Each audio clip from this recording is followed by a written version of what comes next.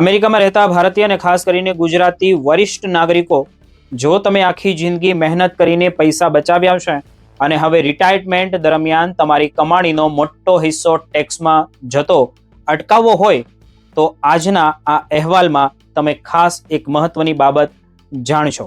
કારણ કે અમેરિકાના ટેક્સ કાયદામાં કેટલીક એવી આવક અને નાણાકીય વ્યવસ્થાઓ પણ રાખવામાં આવી છે જેના કારણે ચોક્કસ શરતો હેઠળ તમને ફેડરલ ઇન્કમ ટેક્સથી મોટી રાહત મળી શકે છે. પણ કેવી રીતે?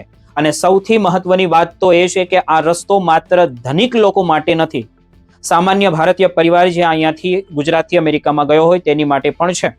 મિત્રો, યોગ્ય આયોજન સાથે તેનો લાભ તમે લઈ શકો છો. સૌથી પહેલા આપણે વાત કરીએ કે સોશિયલ સિક્યુરિટીની. ઘણા લોકો માને છે કે સોશિયલ સિક્યુરિટીના દરેક ડોલર પર ટેક્સ ભરવો પડે છે, પરંતુ એવું નથી હોતું. તમારી જે કુલ આવક અને જે ફિલિંગ સ્ટેટસ પ્રમાણે સોશિયલ સિક્યુરિટીનો અમુક હિસ્સો અથવા તો કેટલીક પરિસ્થિતિમાં સંપૂર્ણ રકમ ફેડરલ ઇન્કમ ટેક્સથી બચી શકે છે.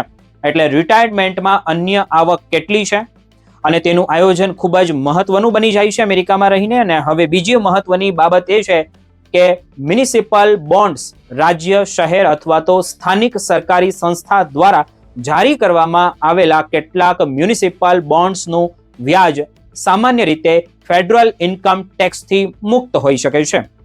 જો કે કેટલીક પરિસ્થિતિમાં આ આવક સોશિયલ સિક્યુરિટી ટેક્સેબલ માટે ગણતરીમાં આવી શકે છે. એટલે માત્ર ટેક્સ ફ્રી શબ્દ સાંભળીને રોકાણ કરવા યોગ્ય ન ગણી શકાય. હવે ત્રીજો અને ખૂબ જ શક્તિશાળી રસ્તો કયો? તો કે HSA એટલે કે હેલ્થ સેવિંગ એકાઉન્ટ. યોગ્ય હાઈ ડોક્યુમેન્ટ હેલ્થ પ્લાન સાથે પાત્રતા ધરાવતા લોકો માટે HSA માં કરેલા જે યોગદાન, રોકાણની વૃદ્ધિ અને યોગ્ય મેડિકલ એક્સપેન્સ માટેના વિડ્રોવલ્સ ત્રણેય સ્તરે ટેક્સ એડવાન્ટેજ તેમને મળી શકે છે.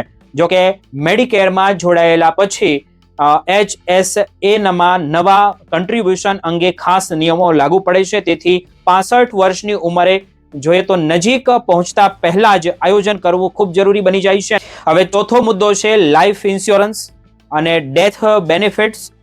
સામાન્ય રીતે પોલિસી હોલ્ડરના મૃત્યુ બાદ બેનિફિશિયરીને મળતી ડેથ બેનિફિટ રકમ ફેડરલ ઇન્કમ ટેક્સથી મુક્ત હોય છે. જો કે ચોક્કસ પરિસ્થિતિમાં અલગ ટેક્સ રૂલ લાગુ પડી શકે છે. પાંચમી વાત છે ઇનહેરિટન્સ.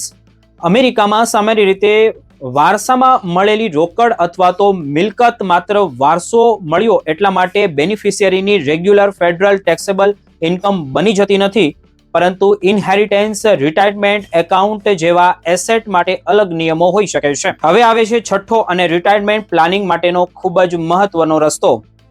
IRA અને 401 માં જોઈએ તો અહીં સામાન્ય રીતે પહેલેથી જ ટેક્સ ચૂકવેલા પૈસા નાખો છો અને યોગ્ય નિયમો પૂરા થાય તો રિટાયરમેન્ટમાં ક્વોલિફાઈડ વિડ્રોવલ્સ જેમાં ગ્રોથ પણ શામિલ હોય છે, ફેડરલ ઇન્કમ ટેક્સથી મુક્ત થઈ શકે છે. અને હવે સાતમો રસ્તો છે તમારું પ્રાઇમરી રેસિડેન્સ.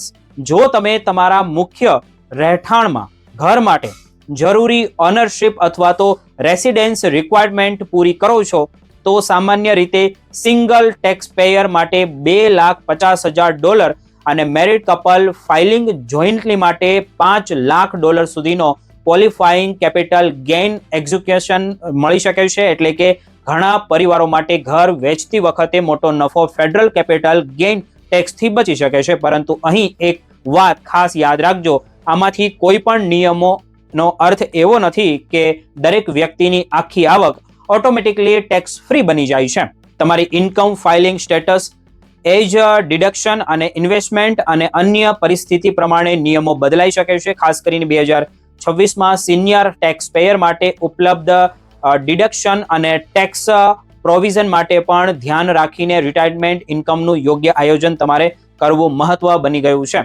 એટલે અમેરિકામાં રહેતા ગુજરાતી અને ભારતીય વરિષ્ઠ નાગરિકો માત્ર મારે કેટલા પૈસા કમાવા છે એ પ્રશ્ન ન પૂછો, પરંતુ મારી આવક કયા કાયદેસર અને ટેક્સ ઇફેક્ટમાં આવશે એ પ્રશ્ન તમારે પૂછવો જોઈએ. કારણ કે યોગ્ય ટેક્સ પ્લાનિંગથી કાયદાની અંદર રહીને રિટાયરમેન્ટ દરમિયાન તમારી મહેનતથી કમાણીનો મોટો હિસ્સો તમે બચાવી શકો છો.